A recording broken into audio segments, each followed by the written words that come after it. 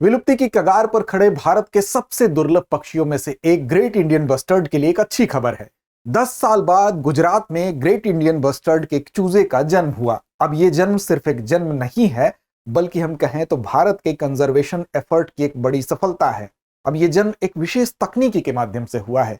इस तकनीकी का नाम है जंप स्टार्ट विधि, और भारत में जंप स्टार्ट विधि संरक्षण विधि जो है, इसका ये पहला सफल प्रयोग भी माना जा रहा है, इसलिए इसको एक बड़ी सफलता के तौर पर देखा जा रहा है। तो चलिए जानते हैं ग्रेट इंडियन बस्टर्ड के संबंध में इस सफलता के पीछे कौन से वो प्रयास थे, और साथ साथ इसके विषय में कुछ महत्वपूर्ण तथ्य जो आपकी परीक्षा के लिए महत्वपूर्ण है। तो चलिए शुरुआत करते हैं। सबसे पहले जानते हैं, चूंकि ये एक ऐतिहासिक घटना है, 10 साल बाद गुजरात में ग्रेट इंडियन बस्टर्ड के चूजे का जन्म होता है। जंप स्टार्ट विधि का प्रयोग किया जाता है, और इस विधि का भारत में यह पहला सफल प्रयोग है, इसलिए बहुत इंपॉर्टेंट है आपके लिए। ऐतिहासिक घटना इसलिए भी क्योंकि 10 साल बाद, एक दशक बाद, अब देखिए गुजरात में अगर देखें तो जीआईबी की जो संख्या थी वो केवल 3 बची थी, और 3 की तीनों क्या थी, मादा थी। तो वहां पर ऐसे में एक चूजे का जन्म होना अपने आप में एक महत्वपूर्ण घटना है, क्योंकि आप जानते हैं कि ऑलरेडी ये आईयूसीएन की रेड लिस्ट में क्रिटिकली इंडेंजर्ड श्रेणी में ग्रेट इंडियन बस्टर्ड को शामिल किया गया है, और इसके लिए बहुत पहले से प्रयास भी चल रहे थे। अब ये ऐतिहासिक घटना एक दिन में नहीं घटित हुई है, बल्कि इसके लिए पिछले 4 सालों से प्रयास चल रहा था। अब ये संरक्षण तकनीकी भारत में चूंकि पहला सफल प्रयोग हुआ है, विशेष संरक्षण ये प्रयास है, तो इसलिए इस संरक्षण तकनीकी के विषय में भी जानते हैं कि कैसे आखिर ये सफलता मिली है। तो देखिए, सफलता के मिलने की पूरी कहानी शुरू होती है कहां से? शुरू होती है कहानी ये आपके राजस्थान से शुरू होगी और गुजरात तक समाप्त होगी। अब राजस्थान से शुरुआत कैसे हुई? देखिए, सबसे पहले आप समझ लीजिए, जो एग होते हैं जीआईबी ग्रेट इंडियन बस्टर्ड का जो एग होता है, 2 तरीके का है। एक तो इनफर्टाइल है, यानी कि जिससे कि चूजे का जन्म नहीं हो सकता है, और दूसरा एग होता है जो फर्टाइल होता है, यानी कि जिसमें नर पक्षी का स्पर्म होता है और उससे चूजा बनने की उसमें कैपेबिलिटी होती है। अब यहां पर जो गुजरात में जो 3 जीआईबी थी, ग्रेट इंडियन बस्टर्ड थी, वो तीनों की तीनों मादा थी, और उनका जो एग होता था, साल में एक ही बार एक अंडा ये देती है। अब ऐसे में जो मादा है उसका जो एग था वो इनफर्टाइल श्रेणी का था।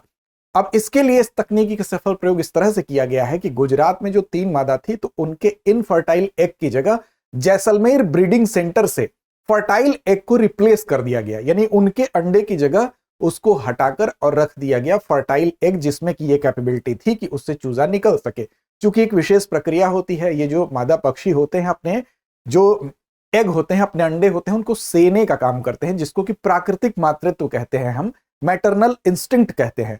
अब इस सेने की प्रक्रिया में अगर इनफर्टाइल एग होगा तो उससे चूजा नहीं निकलेगा, लेकिन उसी की जगह पर अगर फर्टाइल एग रख दिया जाएगा तो उससे चूजा निकलेगा, यानी कि ग्रेट इंडियन बस्टर्ड की संतति आगे बढ़ेगी।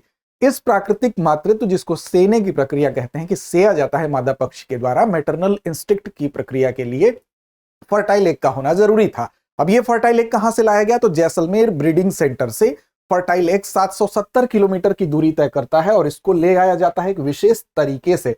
अब इसके लिए जो एकदम नवजात एग है उसका चुनाव नहीं किया जाता है, क्योंकि एकदम शुरुआती एग जो होता है वो बहुत कमजोर होता है, टूटने फूटने का डर होता है। इसलिए 15 से 16 दिन पुराने एग का चुनाव किया गया, और इसको शॉक प्रूफ इंक्यूबेटर में, यानी कि shock proof portable incubator, portable का मतलब जो एक जगह से दूसरी जगह ले जाया जा सके, इंक्यूबेटर जिसमें कि तापमान वगैरह सब कुछ नियंत्रित रहे, जिसमें कि जो आप एग है वो सुरक्षित रहे। तो 15-16 दिन पुराने एग को इस शॉक प्रूफ, मतलब जिसमें झटका वटका लगे तो टूट फूट ना हो, ऐसे इंक्यूबेटर में इसको ले आया गया 770 किलोमीटर की दूरी तय करके।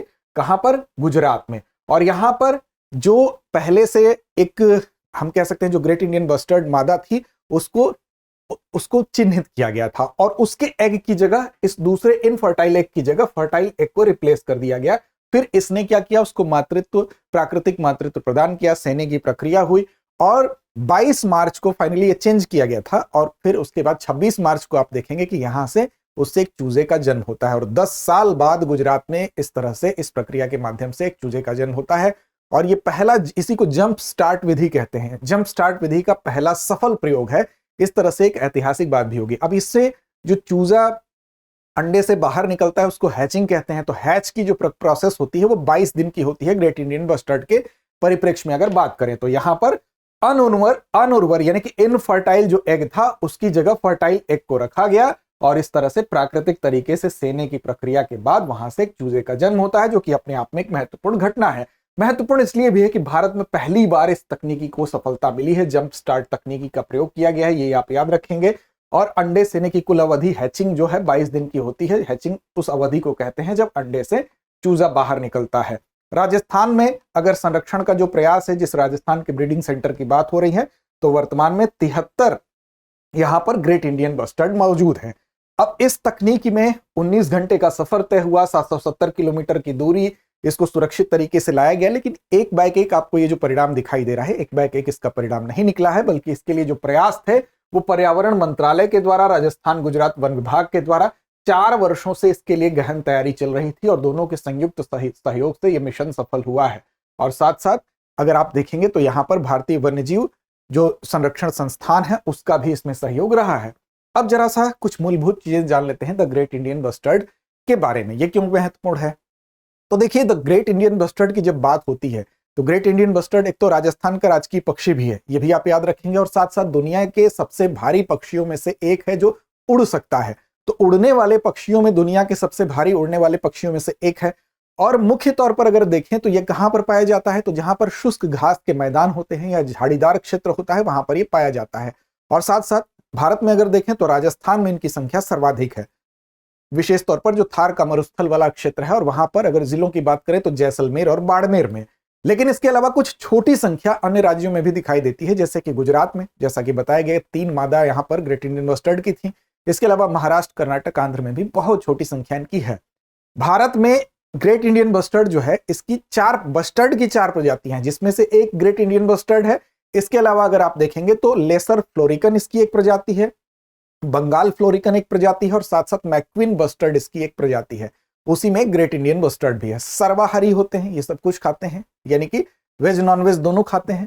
साथ साथ इसमें सामने की दृष्टि इनकी कमजोर होती है, सामने देखने की क्षमता जो है कमजोर है। इसी की वजह से कई बार ये बिजली के तारों से टकरा जाने के कारण इनकी मृत्यु होती है, और इनके जो संख्या में ह्रास होने का एक प्रमुख कारण यह भी माना जाता है। साथ साथ आपको बता दें, ये एक इंडिकेटर स्पीसीज है, यानी कि एक संकेतक प्रजाति है। और संकेतक प्रजाति क्या होता है, इनकी मौजूदगी ये बताती है कि घास के मैदान का पारिस्थितिक स्वास्थ्य बेहतर है। अगर इनकी संख्या कम होती है, इसका मतलब कि वहां पर घास के मैदान की स्थिति जो है वो क्षरण की अवस्था में है, उनका नुकसान हो रहा है। साथ साथ अगर इसके बात करें तो IUCN रेड लिस्ट में आप देखेंगे क्रिटिकली इंडेंजर्ड श्रेणी में है, चूंकि संपूर्ण भारतवर्ष में इनकी संख्या 150 तक सीमित है।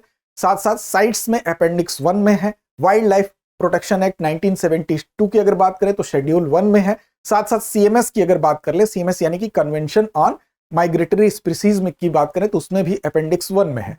अब इनको खतरा किस चीज से था, तो खतरा बेसिकली था कि इनका जो आवास है वो नष्ट हो रहा था, वो चाहे कृषि हो, चाहे खनन हो, चाहे आधारभूत ढांचे का अंधाधुंध निर्माण हो बिना इनकी परवाह किए।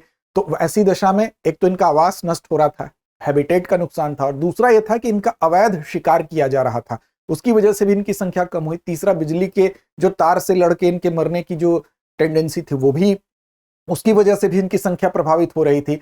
और साथ साथ चूंकि इनकी रिकवरी भी बहुत तेजी से नहीं की जा सकती है, क्योंकि ये पूरे साल में एक बार में एक एग अगर मादा अंडा देती है, उसमें भी अगर वो फर्टाइल एग है तो, अगर इनफर्टाइल है तो उसका कोई मतलब ही नहीं है।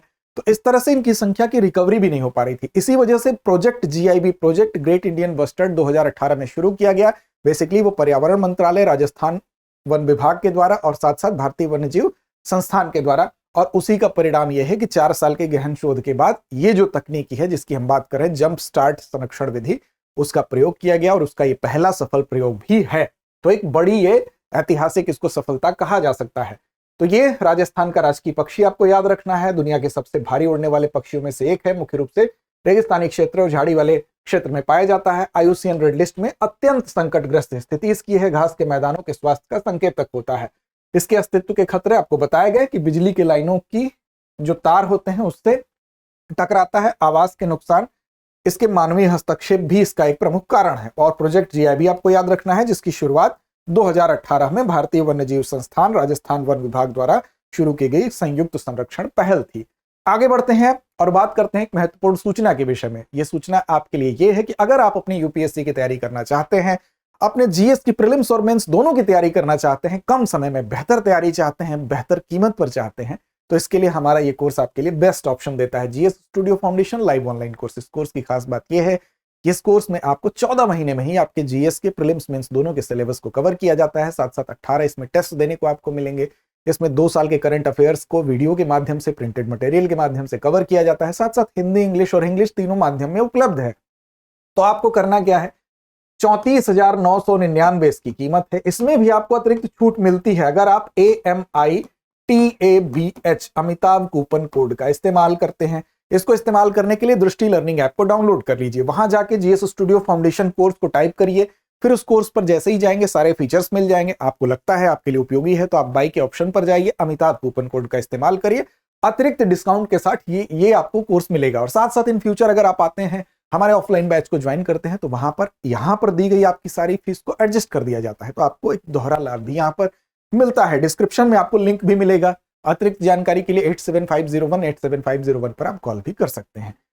चलिए अब चलते हैं अभ्यास प्रश्न की तरफ, और जिम्मेदारी आप पर। आपके जवाब की प्रतीक्षा हमें कमेंट बॉक्स में होगी। ग्रेट इंडियन बस्टर्ड को आईयूसीएन की किस श्रेणी में रखा गया है? विकल्प आपके सामने है, वल्नरेबल, इंडेंजर्ड, क्रिटिकली इंडेंजर्ड या लीस्ट कंसर्न। तो इस प्रश्न का जवाब कमेंट बॉक्स में दीजिए। साथ साथ हमारे चैनल को सब्सक्राइब कर लीजिए, जिससे कि हमारे सारे अपडेट्स आप तक पहुंचते रहें। आप हमको टेलीग्राम पर भी फॉलो कर सकते हैं, जहां पर हम दृष्टि आईएएस यूट्यूब नाम से उपलब्ध हैं। तो लड़ते रहिए, अपने लक्ष्य की ओर बढ़ते रहिए। अब एग्जाम की तैयारी को और बेहतर करने के लिए हमारे चैनल को लाइक, शेयर और सब्सक्राइब करना ना भूलें।